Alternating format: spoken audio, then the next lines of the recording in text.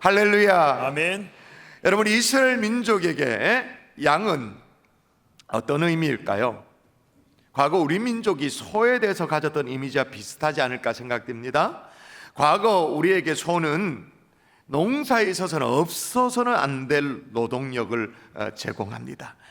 그리고 또 하나, 소가 몰고 가는 소 달구지 있잖아요. 소 달구지는 거의 유일한 운송 수단이죠. 그리고 자식을 외지로 학교를 보낼 것 같으면 든든한 학자금이 소입니다. 그리고 딸아이를 시집 보내려면 정말로 결혼 자금이 소였죠. 그죠? 그래서 집집마다 애지중지 키우는 것이 뭐였냐? 소였습니다. 내가 밥은 굶어도 소를 굶게 하는 방법, 그런 일은 없죠. 반드시 소죽을 끓입니다. 여러분, 소죽 끓여 보신 분 있으세요? 저는 안 끓여봤습니다. 소죽 끓이진 않았지만 시골에 놀러 가면 언제나 소죽을 끓이는 게 냄새가 나가지고 아침잠을 설쳤던 그런 기억이 있어요. 그 아주 말로 설명하기 어려운 구수하면서도 쿰쿰한 냄새가 있습니다. 약간 꼬리꼬리한 냄새까지 해가지고 그런 냄새가 풍기면 이게 소죽을 끓이는 거. 그래서 그 이제 냄새 때문에 새벽잠, 아침잠을 깼던 그런 기억이 있어요. 이와 똑같은 것이 이스라엘의 양이었습니다. 본래 이스라엘은 양을 키우는 유목민 아니겠습니까? 그런데 가나안에 정착해 살기 시작하면서 정착민이 되어졌죠. 농사를 짓기 시작했습니다.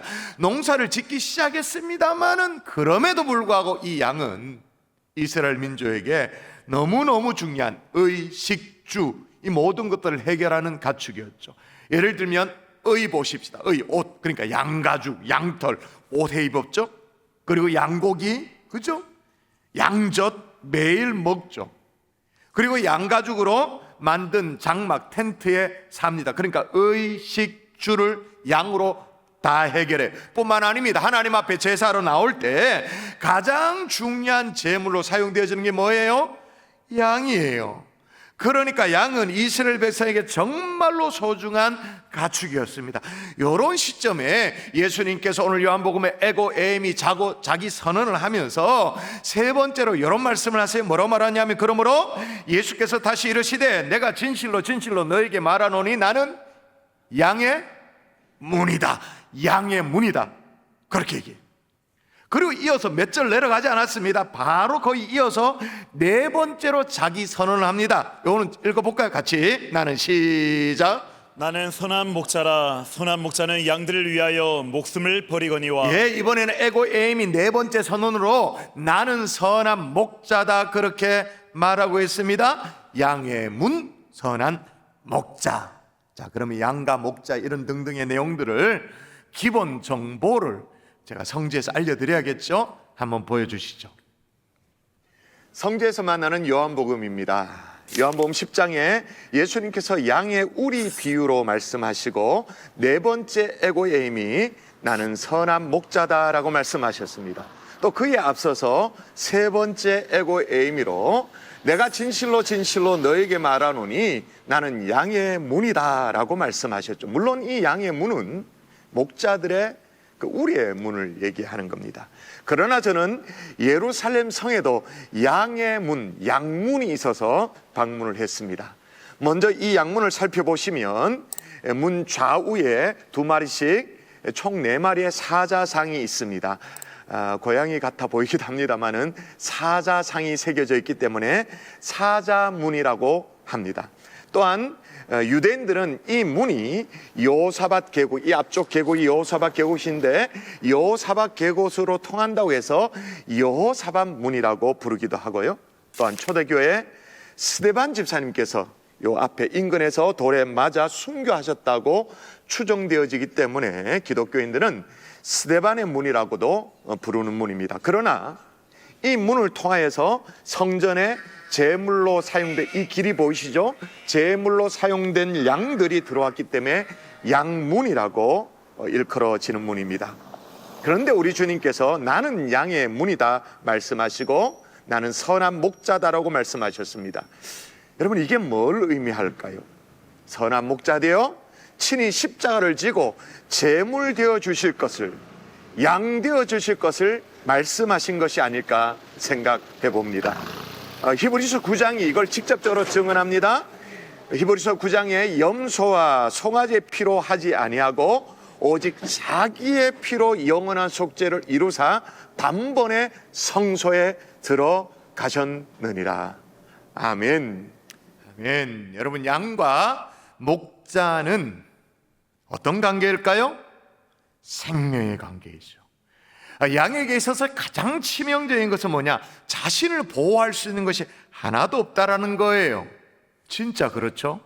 언뜻 생각해 봐도 정말이에요. 근데 가장 유일한 중요한 무기가 하나가 있어요. 그게 뭐냐? 양 밖에 있는 목자입니다. 자기에게는 무기가 없어요. 목자에게 있죠. 다른 가축, 소나 염소나 그런 닭이나 이런 가축들은 가축에 속하긴 합니다만은 주인이 없어도 얼마든지 살려고 마음먹으면 살 수 있어요. 양은 안 됩니다. 양은. 그래서 오늘 본문에도 양의 문을 설명함과 동시에 선한 목자라고 말하면서 이게 섞여서 혼용되어서 소개되어져 나오고 있어요. 자, 그런데 오늘 본문에 예수님이 양의 문이다라고 하시는데 그럼 어떤 문인가? 이게 중요하잖아요. 따라 하십시다. 유일한 구원의 문. 구원의 문. 아이고, 목사님이 뻑하면 그냥 구원 얘기한다. 양의 문에도 그 구원을 꺼다 붙여가지고는 양의 문하고 구원의 문하고 무슨 상관이 있는데 거기다가 얘기합니까? 라고 생각하는 분이 있을 수 있어요. 여러분, 이거는 이스라엘의 목축 상황을 잘 몰라서 하는 얘기인데, 좀 전에도 얘기했습니다만 양의 가장 치명적인 것은 방어 능력이 하나도 없다라는 거. 날카로운 이빨이 있는 것도 아니고 진짜 연약하죠. 도망가면 되는 거 아니냐? 도망 못 가요. 왜? 다리가 짧아가지고 가지도 못해. 예를 들면 또 이렇게 자기 몸을 좀 숨기면 될 텐데 그냥 하얗게 좀 때국물 있으면 그냥 그대로 카멜레온처럼 자기가 무슨 보호색이 있는 것도 아니에요.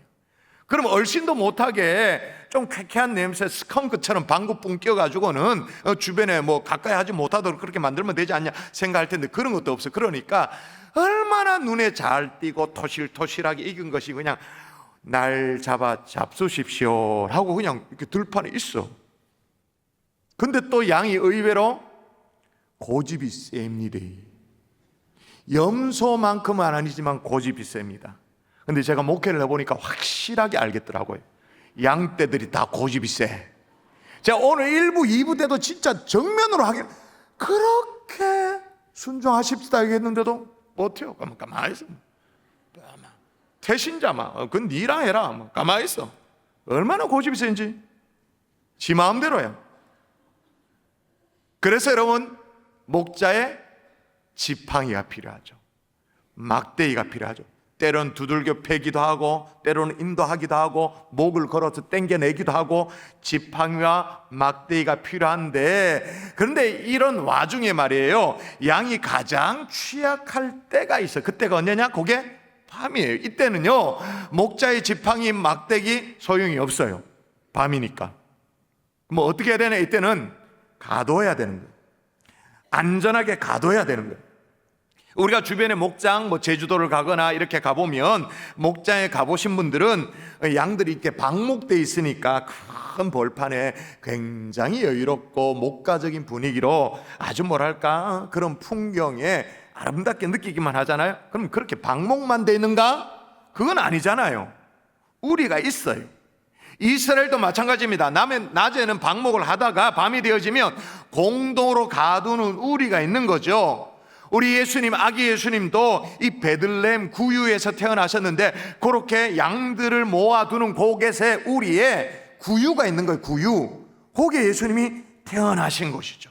그러니까 예수님의 탄생 소식을 누가 제일 먼저 접했다고요? 목자가. 당연하게 그렇게 연결되어지는 거예요. 그러니까 우리의 가둬서 야간의 맹수나 도적의 어떤 그런 모든 것들로부터 보호하는 그런 양의 우리가 있는데, 이때 양떼들이 이제 우리에 이제 들여다 보내집니다. 들여 보낼 때 통과하는 문이 뭘까요? 그 문이 뭘까요? 양의 문인 거예요. 양의 문. 그러므로 여러분, 이 문은 그냥 양들이 왔다 갔다 하는 문이다. 그게 아무 의미 없는 문이 아니에요. 이 문을 지나지 않는다라는 걸 뭘 의미하냐? 곧 죽음을 의미한 거예요. 혹 살아도 그건 산 게 아니에요. 내일을 기약할 수 없는 거예요. 자, 이제 이해가 되십니까? 나는 양의 문이다라고 그 양의 문이 왜 구원의 문으로 의미가 연결되어지는지 이런 의미인 거예요. 그래서 예수님이 나는 양의 문이라고 7절에 얘기하고 좀 다음에 9절에 더 노골적으로 이렇게 얘기를 해놨습니다. 한번 읽어볼까요? 자, 같이 시작. 내가 문이니 누구든지 나로 말미암아 들어가면 구원을 받고 예, 얘기해놨잖아요. 누구든지 나로 말미암아 들어가면 구원을 받고, 말미암아, 여기서 말미암아라는 말은 통하여라는 말, 영어로 말하면 through라는 말이죠. 그러니까 문이신 예수 그리스도를 통하여 들어가면 뭘 받는다? 구원을 받는다. 이 똑같은 용례가 같은 요한복음 안에 보면 이렇게 우리가 분석이 쉽잖아요. 요한복음 안에 똑같이 적혀 있습니다. 그 유명한 요한복음 14장 6절, 읽든지 암송하든지 시작. 예수께서도 이르시되 내가 곧 길이요 진리요 생명이니 나로 말미암지 않고는 아버지께로 올 자가 없느니라. 예수 그리스도를 통하여 말미암아 통하여 들어가지 않고는 아버지께로 올 자가 없다, 그렇게 말합니다. 그러므로 양의 문 대신 예수 그리스도는 유일한 구원의 문이 되는 줄 믿습니다. 아멘. 여러분, 우리가 지난주에 증문식을 마치고 오늘 태신자 작정을 하는 얘기도 여기에 있는 거예요. 양의 문 대신 예수 그리스도께로 우리가 가자고, 그 예수 그리스도를 통하여, 예수 그리스도를 지나 십자가를 통하여 아버지께로 우리 함께 가자고 마음에 다짐을 하는 거예요. 그 이름을 적는 거죠. 근데 이 양의 문에 특징이 있어요. 하나밖에 없다는 사실, 하나밖에. 동서남북으로 있는 게 아니에요. 그냥 편한 대로 여기 문이 있으면 좋겠다, 여기 문 뚫고, 아니면 뒷문도 있어야 돼, 뒷문 뚫고, 뭐 이런 게 아니에요. 우리는 보통 이제 우리라고 말하면 뭐 외양간 이런 거 생각하고, 아니면 이제 목가적인 풍경이 있으면 이렇게 목장에 이렇게 쫙 펜스 쳐 있는 그런 생각을 해요. 말뚝이 박혀져 있고 뭐 이런 거 있잖아요. 문이 있고 그런 거. 근데 이스라엘은 그런 우리가 아니죠. 이스라엘은, 우리는 동굴입니다. 동굴. 자연적으로 형성된 동굴이 대부분 우리입니다. 그리고 지형적으로 동굴이 없으면 지형적으로 이렇게 움푹하게 들어간 곳, 이렇게 구석진 곳에 양떼들을 딱 몰아놓고 입구를 막죠. 그런 문인 거예요. 그러니까 그 문은 하나밖에 없어. 그런 입구는 하나밖에 없는, 뒷문이 있는 게 아니라 이 말이에요. 이 유일한 입구 문으로 이제 목자들은 양떼들 딱 몰아놓고 그 문 앞에서 밤새도록 목자는 문을 뭐 할까요? 지키죠. 그래서 오늘 본문에 나는 양의 문이다, 우리 주님이 말씀하시는 거예요. 그리고 이어서 나는 선한 목자다라고 또 연결해서 얘기하는 이유가 바로 거기에 있는 거예요. 자, 그런 맥락에서 이제 이 말씀이 이제 이해가 되실 터인데, 사도행전 4장 12절 말씀, 그런 맥락에서 유일한 구원의 문 되신 예수 그리스도, 그런 의미에서 시작. 다른 이로서는 구원을 받을 수 없나니 천하 사람 중에 구원을 받을 만한 다른 이름을 우리에게 주신 일이 없습니다. 아멘. 여기 보니까 천하 사람 중에 구원을 받을 만한 다른 이름을 우리에게 줬다 그럽니까, 안 줬다 그럽니까? 주신 일이 없다. 다른 이름 없다. 이만희 준 적 없다. 정명서 이런 거 준 적 없다. 없다고 나오는데 왜 다른 이름이 나오냐? 아닌 거죠. 잘못된 거죠. 또한 다른 이름, 이런 신천지 이런 건 아니라 할지라도 신천지보다 더 무서운 이단 있죠. 착하게 살면 구원받는 거 아이가? 남의 눈에 눈물 안 흘리고 내 할 도리 하고 남에게 해코지 하지 않고 덕스럽게 살면 그럼 뭐 천당 가는 거 아이가? 좋은 세상 가는 거 아이가? 양의 문은 유일합니다. 예수 그리스도를 통하여, 양의 문, 유일한 구원의 문 대신 예수 그리스도를 통하여 구원을 받게 되는 줄 믿습니다. 아멘. 또 하나 이 양의 문의 특징이 뭐냐? 하나밖에 없는 것도 있습니다만 들어오는 문이기도 하지만 기능상 나가는 문이기도 한 거예요. 들어오기도 하고 나가기도 하는 거예요. 이 표현 자체가 기묘한데, 우리가 영어로 이렇게 이제 올라가는 기계를 엘리베이터 그렇게 말하죠. 엘리베이터 탄다. 우리말로 말하면 엘리베이터가 뭘까요? 승강기죠. 오르기도 하고 내리기도 하는 게 승강기. 이렇게 뭐랄까요? 통합적인 의미가 있는 게 우리나라 말이에요. 동양적 사고예요. 서랍도 영어로 서랍을 빼낸다라는 말로 드로어라고 그렇게 말해요. 드로어. 근데 우리는 이 서랍을 빼냈다가 다시 닫는다라고 해가지고 이 경상도 사투리로 세 글자? 오, 잘한다, 야. 빼다지. 그 2부 예배 때 빼다지 그러니까 저 호산나 찬양대석에서 막 웃더라고요. 한 박자 늦게 웃었어. 그 말은 경상도 사람이 아니라 그 뜻이야. 빼다지. 근데 이게 뺐다가 닫는다, 이중적인 의미가 다 같이 있는 거예요. 또 하나, 서양 사람들은요, 들어가는 문과 나오는 문을 엄격하게 좀 구분을 합니다. 환경이 안 되면 한 문으로 다 그런 기능을 하지만 이게 공간이 되어지면 반드시 들어가는 문을 입구, 엔트런스라고 딱 적혀 있고, 나오는 문을 엑짓이라고. 엑짓이 어딨냐 이렇게 물어보면 출구, 이게 딱 나눠져 있어요. 그런데 동양적 사고는 통합적 사고를 하니까 어떻게 해요? 세 글자? 출입구. 들어오기도 하고 출입구가 되어지죠. 오늘 양의 문도 그런 의미에서 동양적 사고가 좀 있는 듯해요. 한번 보세요. 뭐라고 말합니까? 내가 문이니 누구든지 나로 말미암아 들어가면 구원을 받고, 또는 들어가며, 그 다음 나옵니다.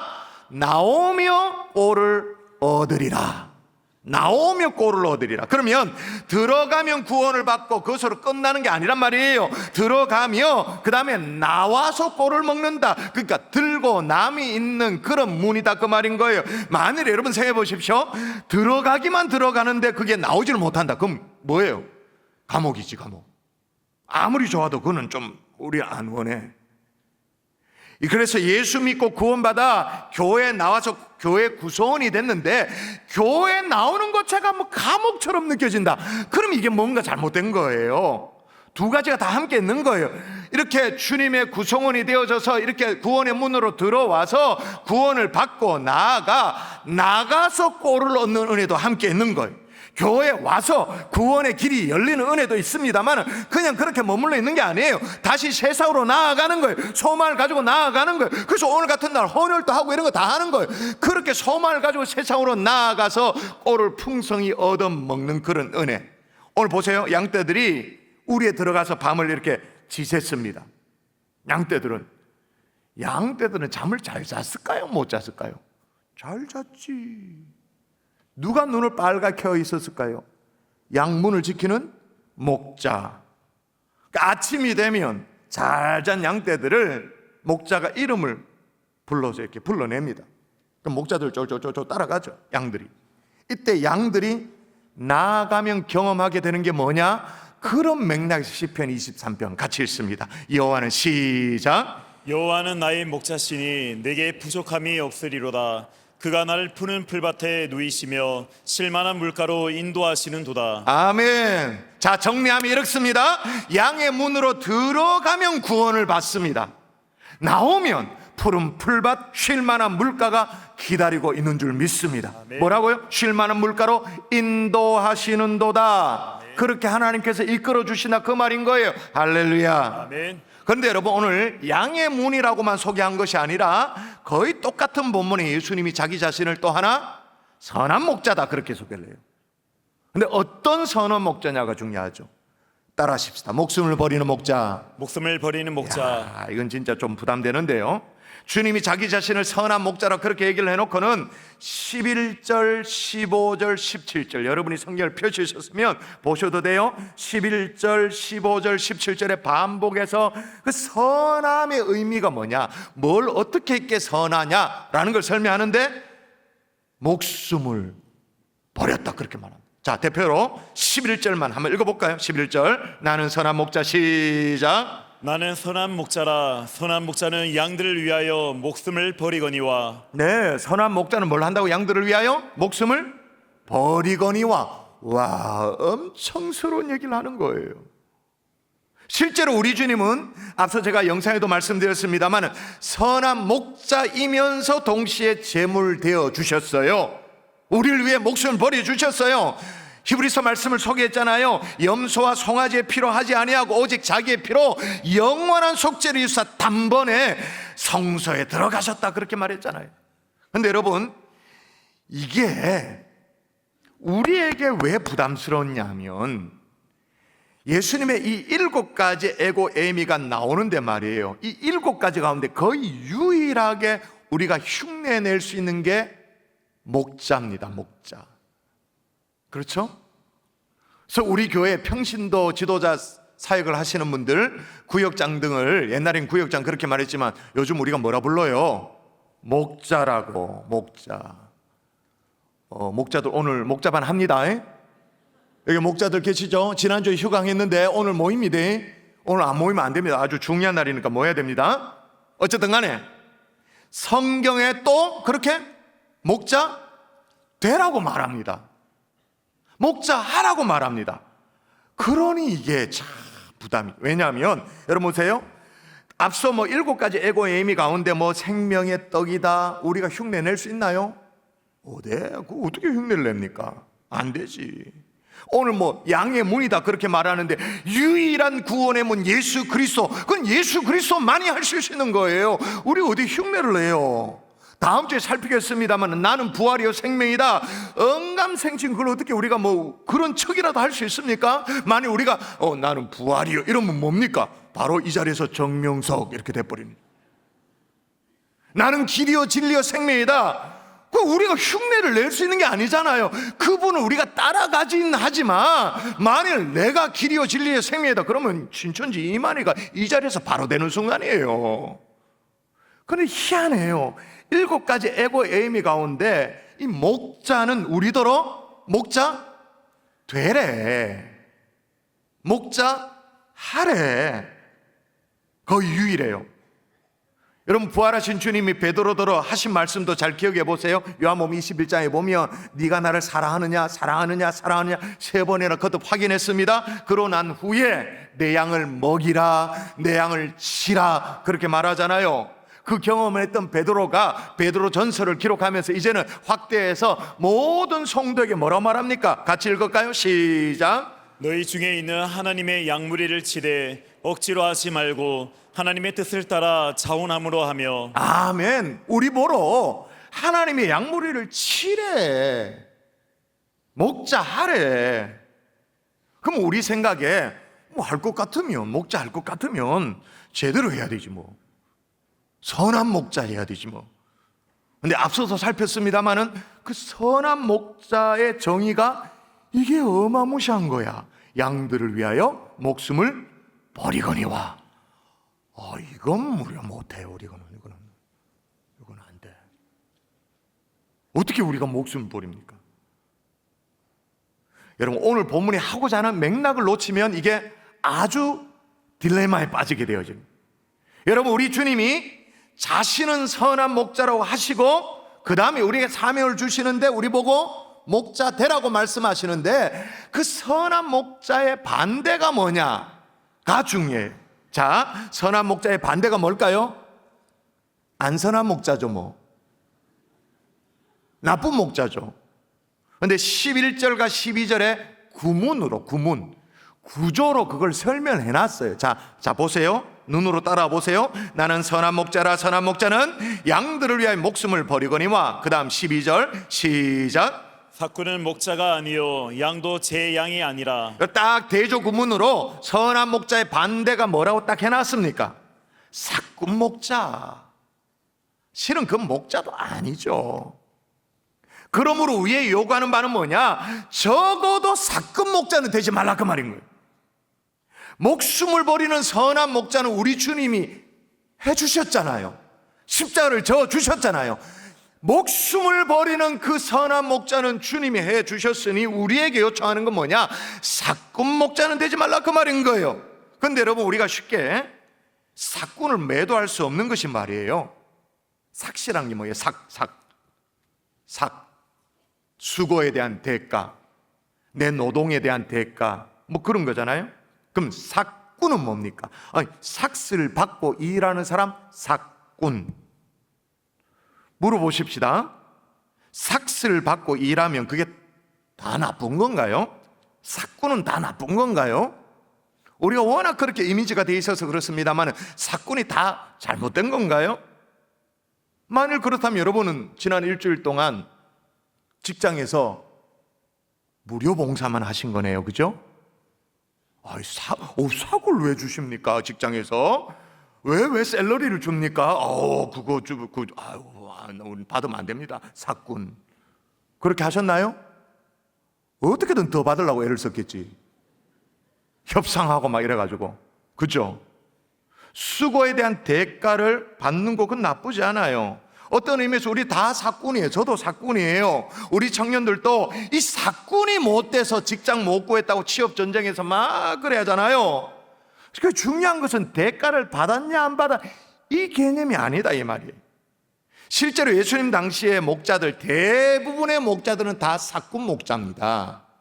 목자들이 자기 양이 있는 게 아니에요. 목자들은 정말로 하층민이었기 때문에, 베두인 족속들이 다 그런 사람들이었기 때문에 양 주인은 따로 있고 목자들은 삭스를 받고 양을 대신 쳐주는 사람들이었죠. 대신 일을 해주는 사람. 그런데 양을 치는데 말이에요, 그런데도 어쩔 수 없이 일어나는 불상사들이 있어요. 양이 뭐 길을 잃어버리거나 병들어 죽거나 맹수에 의해서 막 물려가 죽거나, 아니면 심지어 이 어린 양 도둑놈들도 있잖아요. 도둑놈들, 도둑놈들에게 당하기도 하고. 그러니까 이제 목자가 아무리 최선을 다해도 손실이 있단 말이에요. 손실. 물어보십시다. 양 주인이 목자에게 손실에 대해서 물어내라고 했을까요? 안 했을까요? 딱 자기처럼 생각하네. 했다 이래가지고 반드시 받아내야 된다 이래. 정이 없다. 야, 책임을 묻지 않았어. 예수님 당시에는 대략 어느 정도냐? 한 20% 정도 수준에는. 양주인도 그걸 다 알아요. 다 알았기 때문에 대략 한 20% 정도의 손실은 각오를 하고 맡기는 거, 일종의 뭐랄까 손비 처리를 미리 계산을 하는 거예요. 그래도 괜찮은 게 이제 새끼 양들이 태어나니까 그걸 메이크업 하게 되어지는 거예요. 대략 20% 범위 안에서는 목자에게 책임을 묻지 않는 암묵적인 약속이 있는 거예요. 그건 무슨 서면하고 계약서 쓰고 이런 건 아니지만, 이건 당시에 아주 고된 노동을 하는 목자들에 대한 뭐랄까요?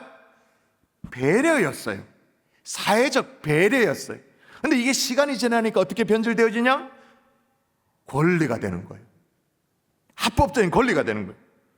그래서 대충 해도 되는 목자.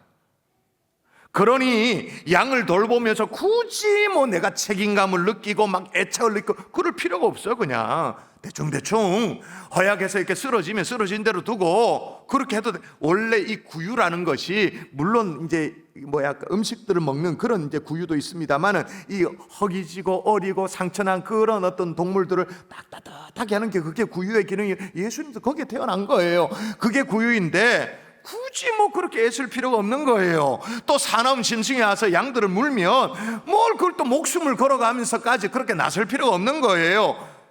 이런 변질된 상황 속에서 예수님이 이걸 딱 지적하고 있는 거예요. 한번 볼까요? 같이 읽습니다. 사꾼은 시작. 사꾼은 목자가 아니요 양도 제 양이 아니라 이리가 오는 것을 보면 양을 버리고 달아나나니 그가 사꾼인 까닭에 양을 돌보지 아니함이나. 아멘. 삭스를 받은 게 문제가 아니라 변질된 사꾼이니까. 그러니까 이런 사꾼 목자 말고 착한 목자 되어주지 않겠니라고 우리에게 요청하시는 거예요. 정말 양떼를 위할 줄 알고 양떼를 아낄 줄 아는 그런 선한 목자. 여러분, 이런 종류의 선한 목자는 조금 부담됩니다만 우리도 할 수 있습니다. 우리 보고 목숨 내놓으라 그러면 그거는 뭐 좀 어렵죠, 못하죠. 그러나 정말 이런 종류의 목자는, 이런 종류의 선한 목자, 착한 목자는, 그래서 우리가 되어져서 주변의 영혼들을 돌아보고 연약한 영혼들을 돌아보고 기르는 양떼들을 섬기라고 우리에게 우리 주님이 부탁하고 계시는 거예요. 할렐루야. 아멘. 자, 이제 고집센 양떼들이 나오기 시작합니다. 나는 아니다, 나는 그런 사명 받은 적 없다, 이렇게 버티시기. 그런데 우리 주님 오늘 본문을 잘 보세요. 그런 착한 목자가 되는데 특별히 여기에 관심을 두라고 말합니다. 성경에 있는 그대로 보세요. 또 뭐 또 얘기할 게 있으니까 또 줘 또? 이 우리에 들지 아니한 다른 양들의 내게서 내게 인도하여야 할 터이니 어디에 관심을 두라고요? 우리 안에 들지 아니한 다른 양. 그 양들을 살펴달라는 거예요. 여러분, 우리 밖에 있는 양들에게 여러분 좀 관심이 있으신가요? 그래 본 적이 있나요?